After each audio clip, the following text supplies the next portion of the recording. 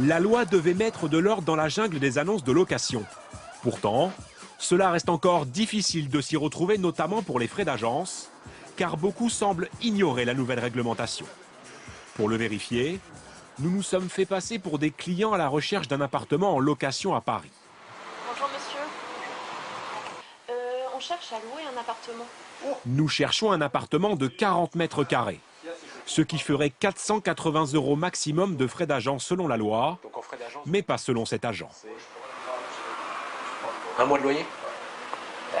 Un mois de loyer, soit 1 000 € de frais d'agence, c'est totalement illégal. Mais il ne s'arrête pas là et nous propose un étrange arrangement. Moi, ça fait 20 ans que je fais ça, je crois. C'est pour ça que je dis si c'est avec qui, la limite, comme on avait là, enfin, bon. Un versement en espèces pour éviter les taxes, il s'agit tout simplement d'une fraude. Dans cette autre agence, l'arrangement avec la loi est plus subtil. Bonjour. Cette professionnelle nous dévoile ses frais pour un appartement de 36 mètres carrés.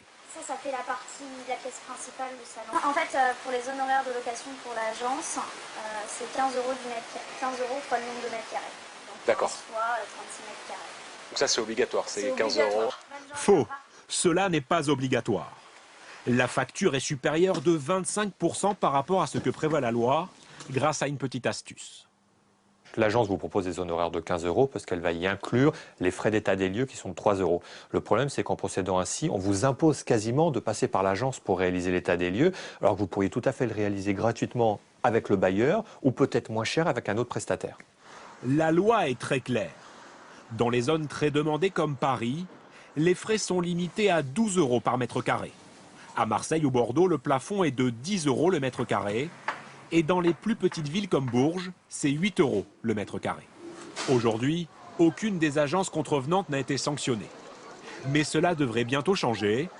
Une commission de contrôle pourra adresser un blâme, voire interdire un professionnel d'exercer.